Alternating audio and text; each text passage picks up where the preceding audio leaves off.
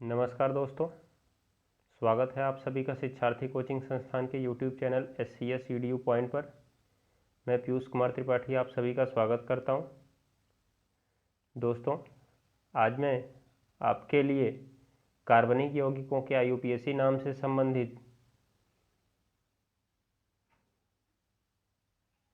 Video का अगला भाग लेकर हाजिर हूं।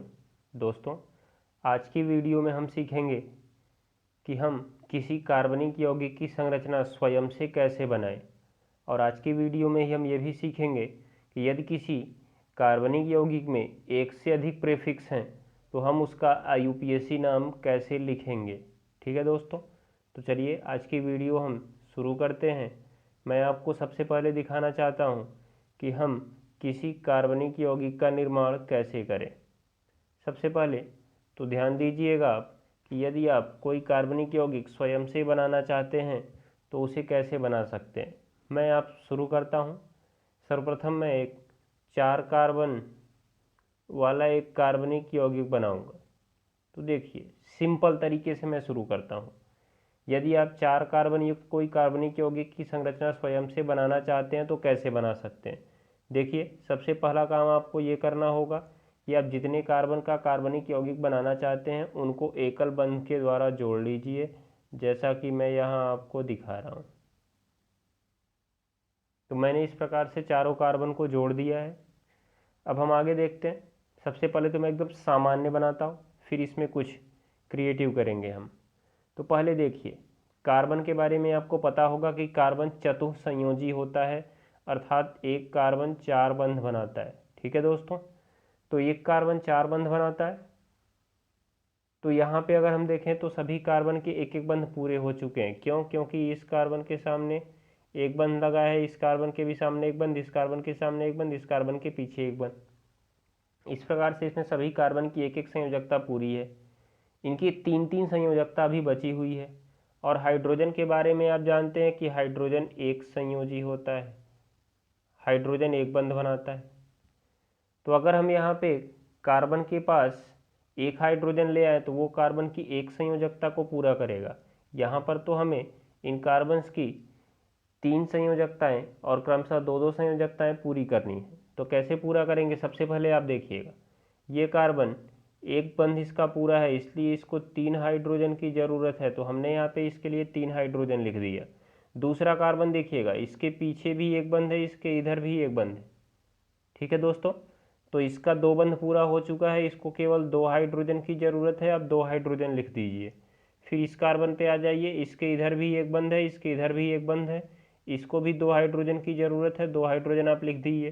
सबसे लास्ट वाला कार्बन, इसका केवल एक ही बंध पूरा है, इसलिए इसको 3 हाइड्रोजन की ज़रूरत थी, हमने 3 हाइड्रोजन लिख दिया। ठीक है, तो आप सभी ध्यान से देखिएगा। इस प्रकार से हमारा ये एक यौगिक बन गया CH3 CH2 फिर CH2 CH3। यदि हम इसका नाम लिखना चाहें तो कैसे लिख सकते हैं। सबसे पहले हम इसमें टर्मिनल कार्बन खोजेंगे।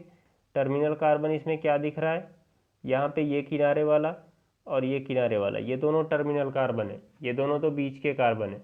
तो टर्मिनल कार्बन से हम गिनती शुरू करते हैं। अब गिनती टर्मिनल कार्बन से कैसे शुरू होती है, यहाँ पे आप ध्यान दीजिएगा। इस किनारे से अगर हम शुरू करते हैं तो 1 2 3 4 4 कार्बन की श्रृंखला बनी। अगर इधर से शुरू करते हैं तो इधर से भी बनेगी 1 2 3 4, दोनों तरफ से 4-4 कार्बन की श्रृंखला बन रही है।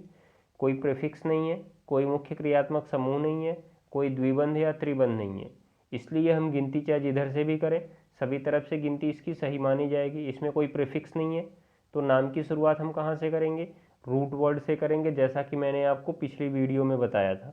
तो रूट वर्ड 4 कार्बन के लिए रूट वर्ड आपको पता होना चाहिए कि ब्यूट होता है। और उसके बाद इसमें कोई डबल बॉन्ड नहीं है, ट्रिपल बॉन्ड नहीं है, अर्थात द्विबंध या त्रिबंध नहीं है, इसलिए हम तुरंत सफिक्स फर्स्ट लगा देंगे, क्या, एन। इस प्रकार से हमारा नाम बन गया ब्यूट एन। ठीक है दोस्तों, तो इसका नाम क्या होगा, ब्यूट एन। अब देखिएगा, मैं 4 कार्बन से ही संबंधित एक ऐसा यौगिक बनाता हूँ जिसमें हम कुछ प्रीफिक्स जोड़ेंगे और कुछ क्रियात्मक समूह जोड़ेंगे।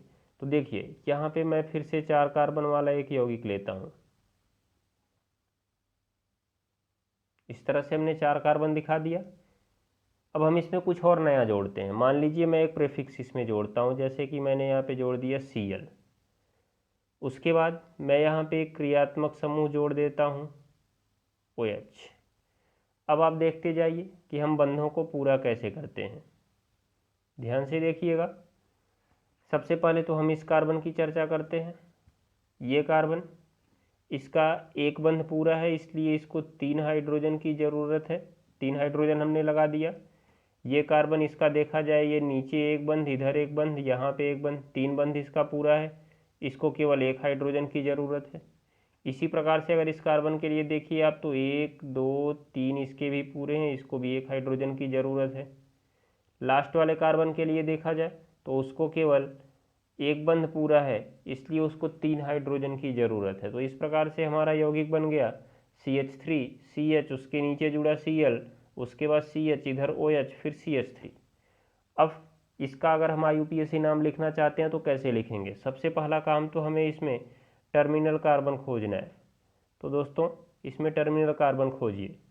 देखिए आपको 4 कार्बन दिख रहे हैं, 4 में से ये टर्मिनल कार्बन हो गया और ये टर्मिनल कार्बन हो गया।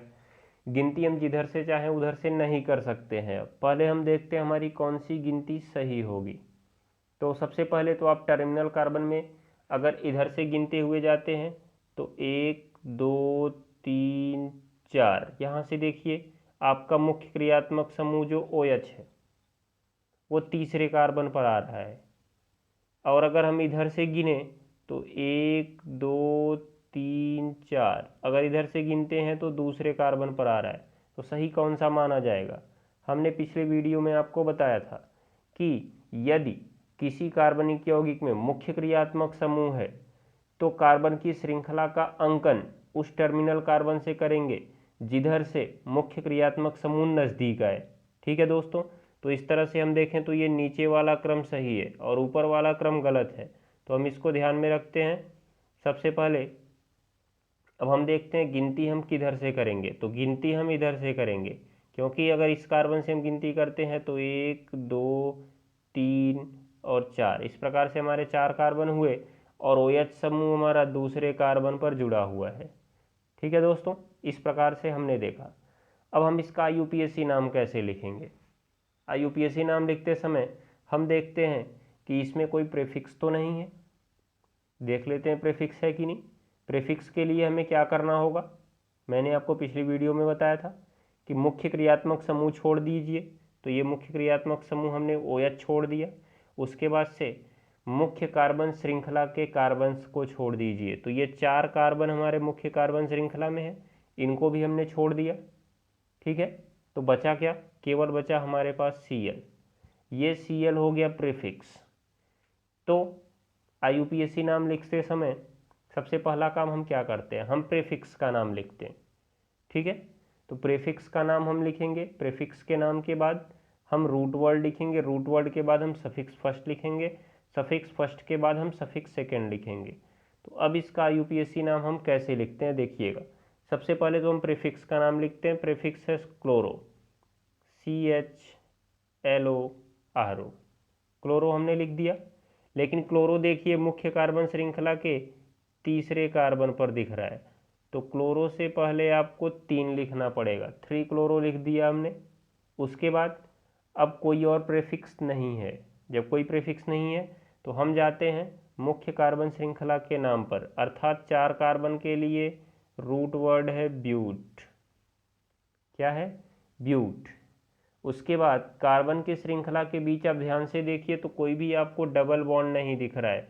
ये भी सिंगल बॉन्ड, ये भी सिंगल बॉन्ड और यहाँ भी सिंगल बॉन्ड, तो कोई भी डबल बॉन्ड नहीं है, इसलिए हम लिखेंगे ANE।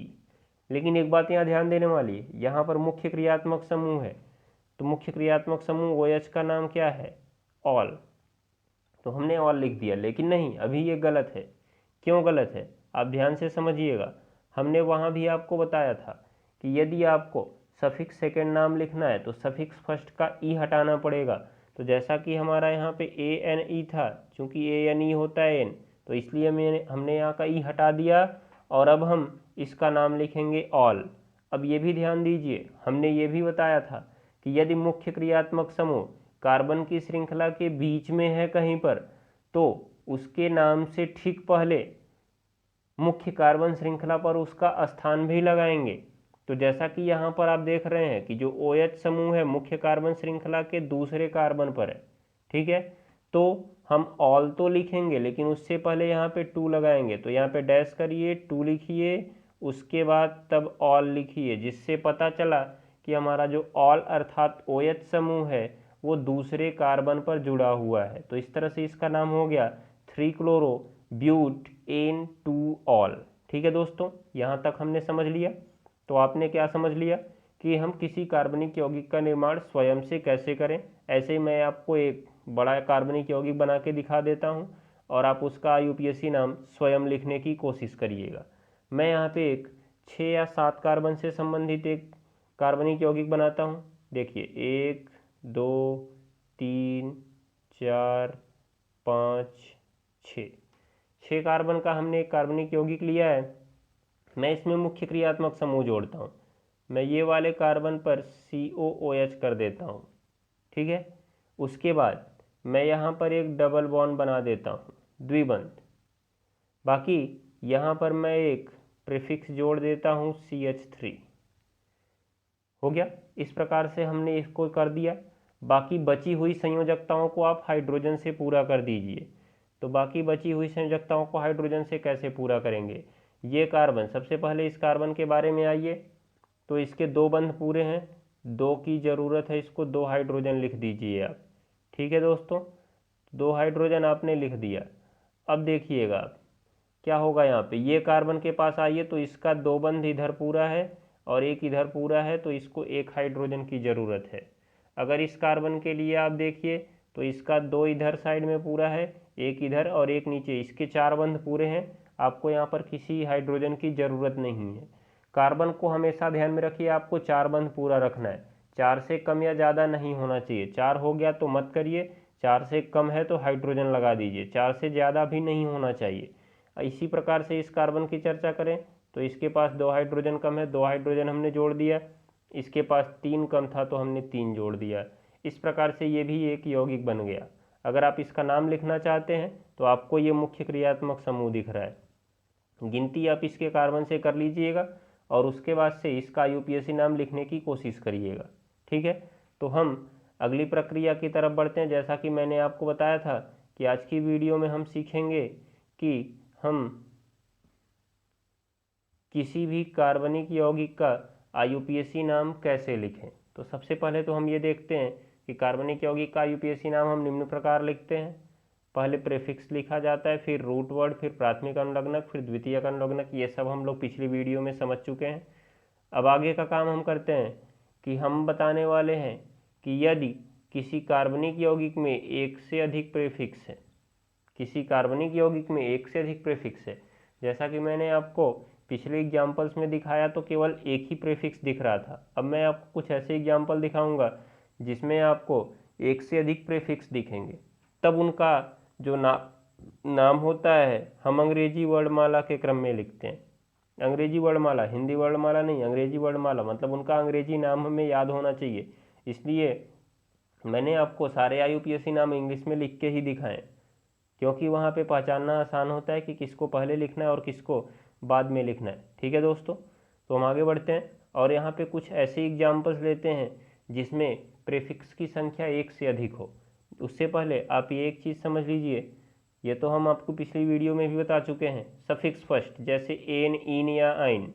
एन, इन मतलब सिंगल बॉन्ड या डबल बॉन्ड, या आइन अर्थात ट्रिपल बॉन्ड। ये तीनों अगर हमारे पास आते हैं तो हम इनका नाम कैसे लिखते हैं। एन के लिए तो हमें कोई परेशानी नहीं है। इन और आइन के लिए हमें ध्यान देना पड़ता है, अर्थात द्विबंध या त्रिबंध होता है तो उसके नाम से पहले मुख्य कार्बन श्रृंखला पर उसका भी स्थान लगाते हैं कि किस स्थान पे। जैसे यहाँ पे आपको दिख रहा है दूसरे स्थान पर 2 इन लगाना है। ये एग्जाम्पल तो मैं आपको पिछली वीडियो में बता चुका हूँ, उसको आप देख के वहाँ से समझ सकते हैं। तो हम लोग यहाँ पे आगे बढ़ते हैं और एक ऐसा एग्जाम्पल लेते हैं जिसमें एक से अधिक प्रीफिक्स हो। ठीक है दोस्तों, तो एक से अधिक प्रीफिक्स वाला एग्जाम्पल हम कैसे ले सकते हैं, देखिएगा यहाँ पे ध्यान से आप।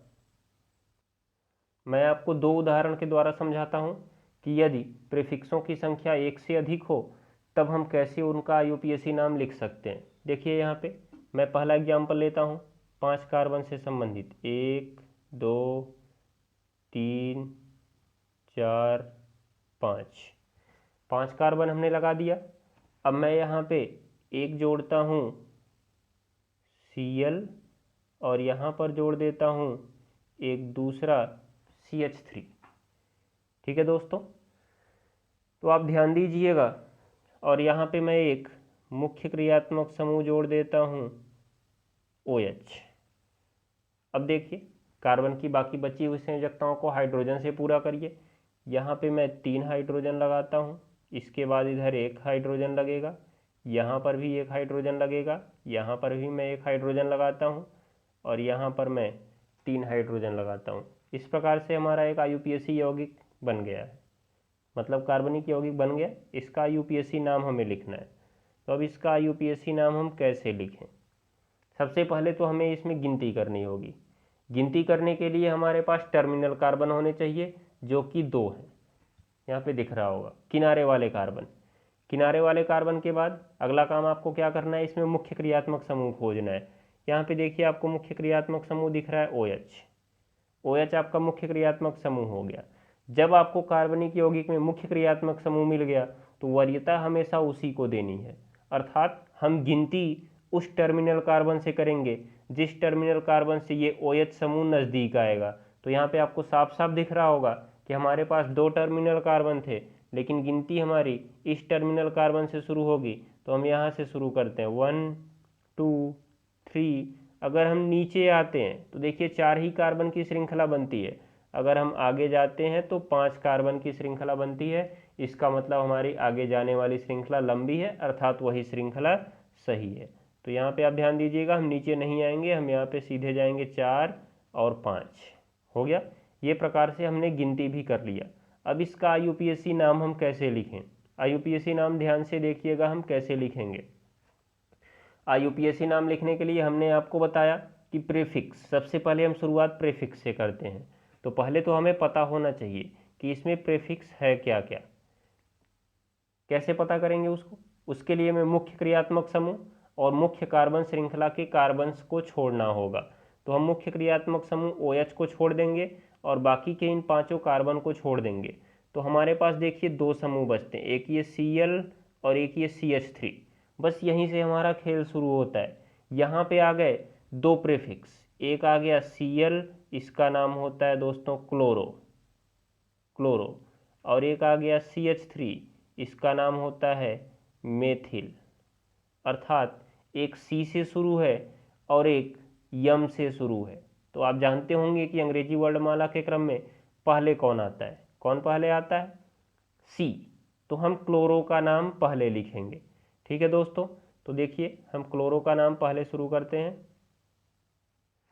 सबसे पहले क्लोरो का नाम लिखा जाए CHLORO, लेकिन उसके नाम के पहले उसका स्थान भी लगाना है जो कि मुख्य कार्बन श्रृंखला के चौथे कार्बन पर है।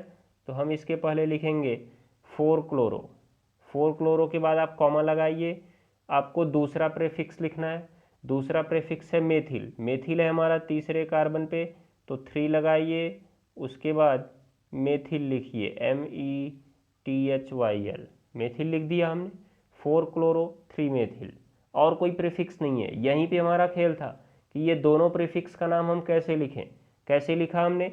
जो अंग्रेजी वर्णमाला के क्रम में पहले आया उस प्रीफिक्स का नाम हमने पहले लिखा, जो अंग्रेजी वर्णमाला के क्रम में बाद में आया उस प्रीफिक्स का नाम हमने बाद में लिखा। ठीक है दोस्तों, तो इस प्रकार से आप अन्य IUPAC नाम लिख सकते हैं। अभी मैं आपको आगे कुछ एग्जाम्पल्स दे देता हूँ, उनके नाम आप खुद लिख लीजिएगा। नहीं समझ में आएगा तो आप कमेंट बॉक्स में समस्या अपनी दर्ज करा दीजिएगा, उसका समाधान आपका अगली वीडियो में किया जाएगा। ठीक है दोस्तों, तो आगे बढ़ते हैं हम। यहाँ पर तो हमने प्रीफिक्स का नाम लिख दिया। प्रीफिक्स का नाम लिखने के बाद अगला पद क्या आता है? Root word. रूट वर्ड मतलब मूल नाम। 5 कार्बन, 5 कार्बन के लिए मूल नाम आपको क्या मिलता है? पेंट। क्या मिलता है दोस्तों? पेंट। उसके बाद कार्बन की श्रृंखला में देखिए आपको कोई डबल बॉन्ड नहीं दिख रहा है, तो आप आगे एन लगा सकते हैं, AN। एन आपने लगा दिया, ई नहीं लगाना है, ई हटाना है। क्यों? क्योंकि अभी हमें मुख्य क्रियात्मक समूह आगे जोड़ना है। तो मुख्य क्रियात्मक समूह जोड़ेंगे हम। मुख्य क्रियात्मक समूह OH है और उसका IUPAC नाम होता है ऑल, OL, लेकिन वो कार्बन की श्रृंखला के बीच में स्थित है, इसलिए हमें उसका स्थान भी ध्यान में रखना होगा। तो देखिए ये OH समूह किस कार्बन पर है? दूसरे कार्बन पर है। तो पेंट एन डैश लगाइए, उसके बाद आप लिखेंगे 2, उसके बाद OH समूह का नाम ऑल। तो इस प्रकार से इसका नाम क्या बन गया दोस्तों? 4-क्लोरो-3-मेथिल, जो कि यहाँ पे आपको दिख रहा था। फिर पेंट 5 कार्बन की श्रृंखला का नाम, एन ये बताता है कि सभी सिंगल बॉन्ड है, 2 मतलब दूसरे कार्बन पर है, कौन? ऑल अर्थात OH समूह। इस प्रकार से इसका नाम हो गया। ठीक है दोस्तों, तो मैंने आपको ये समझा दिया। यदि एक से अधिक प्रीफिक्स आते हैं तो उनका IUPAC नाम हम कैसे लिखें। तो यदि एक से अधिक प्रीफिक्स आते हैं तो आपको अंग्रेजी वर्णमाला का क्रम ध्यान में रखना है।